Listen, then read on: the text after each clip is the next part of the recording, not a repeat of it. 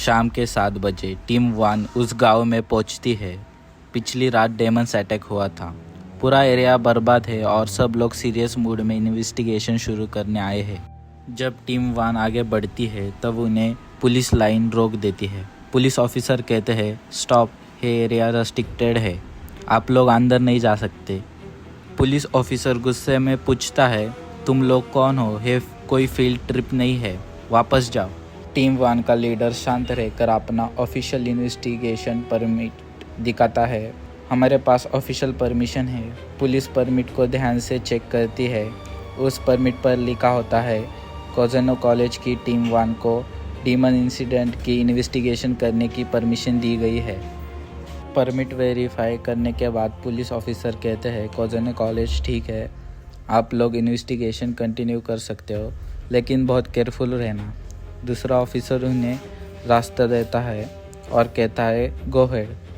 और जाते वक्त एक ऑफिसर उन्हें विश करता है, गुड लक। टीम 1 गांव के अंदर अलग अलग डायरेक्शन में फैल जाती है ताकि हर जगह से ध्यान से सर्च किया जा सके।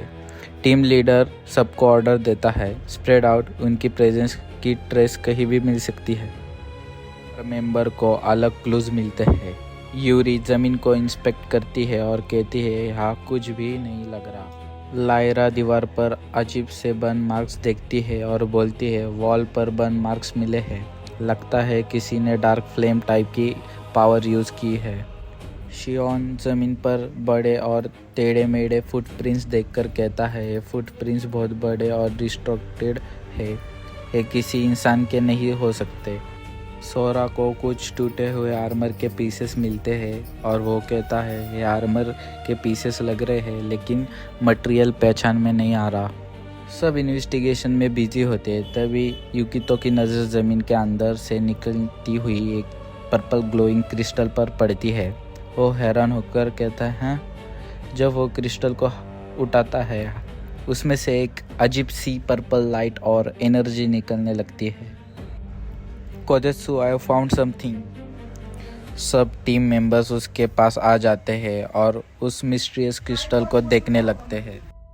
कोजेत्सु 2 फिंगर से स्टोन को छूता और उसे बहुत सारी पावर महसूस होती है।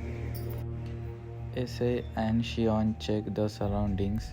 Lyra, Yukito, Mio and Yuri search for any other clues. This isn't normal demon attack, something strange happened here. Team 1 पूरे इंसिडेंट सेट पर अलग अलग जगह सर्च कर रही है। हर मेंबर ध्यान से कॉर्नर इंस्पेक्ट करता है, लेकिन कोई भी सोल्ड एविडेंस नहीं मिल रहा।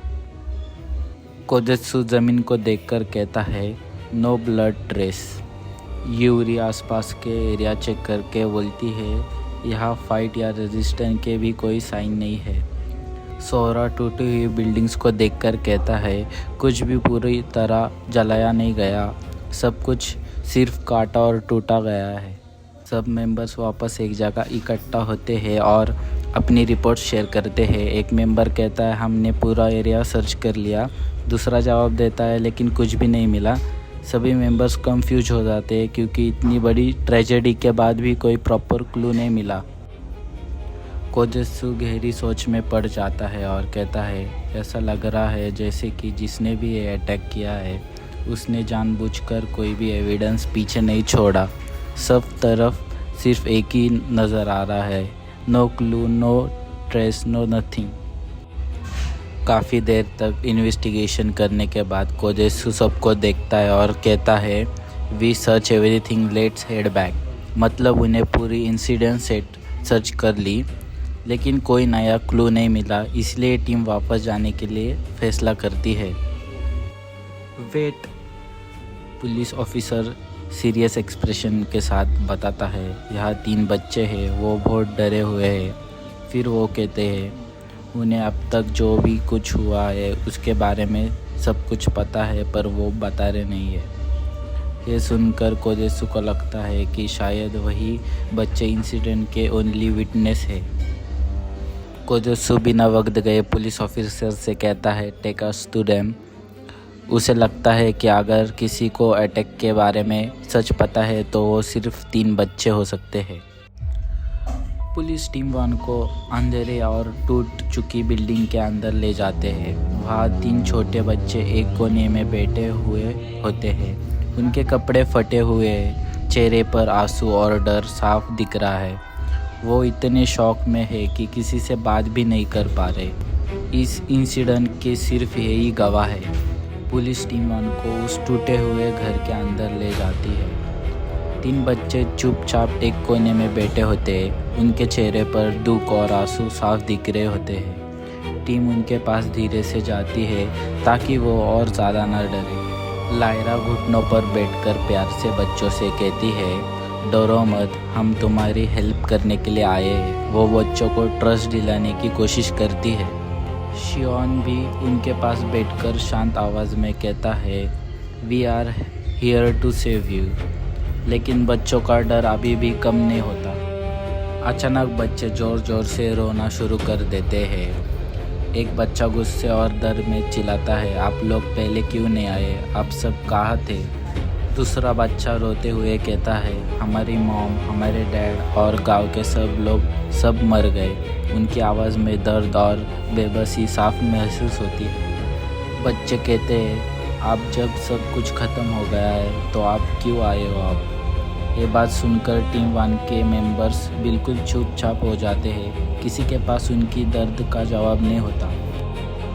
कोजेत्सु दुख के साथ कहता है, मुझे माफ़ कर दो, मैं किसी को बचा नहीं सका, लेकिन मैं वादा करता हूँ यहाँ जिसकी जान गई है उन सब का मैं बदला लूँगा। इसके लिए तुम मुझे सब कुछ बताओ जो तुमने देखा। बच्चे बताते हैं कि वो रात को बारिश में बाहर खेल रहे थे। अचानक बहुत सारे डीमंस आ गए और गांव पर हमला कर दिया। उनके अंकल वताशी उन्हें बचाने के लिए आ जाते हैं और बच्चों में इनको रोकता हुआ। डेमंस ने अंकल बताशी को पकड़ लिया और उन्हें जिंदा ही खा लिया। बच्चे डर के मारे सब कुछ देखते रहे। उसी वक्त अंधेरे से एक सफ़ेद बालों वाला लड़का बाहर आया। उसके पास पर्पल एनर्जी थी। उसका नाम था रीन हैरिंगटन। रीन ने शांत आवाज़ में कहा, भागो वरना सब मरोगे। अगले ही पल रीन ने अपनी ताकत से एक ही अटैक में सारे गांव वालों को ख़त्म कर दिया। बच्चे हैरान रह गए। उन्हें अपनी आंखों पर यकीन ही नहीं हुआ। आखिर ये हुआ कैसे? हुआ क्या? उसके बाद बच्चे एक घर के कोने में छुप गए। जब सब खत्म हुआ, रीन चुपचाप वहाँ से चला गया। रीन हैरिंगटन वो लड़का है जिसने कुछ ही पलों में हर गांव वालों को ख़त्म कर दिया। लेकिन वो है कौन?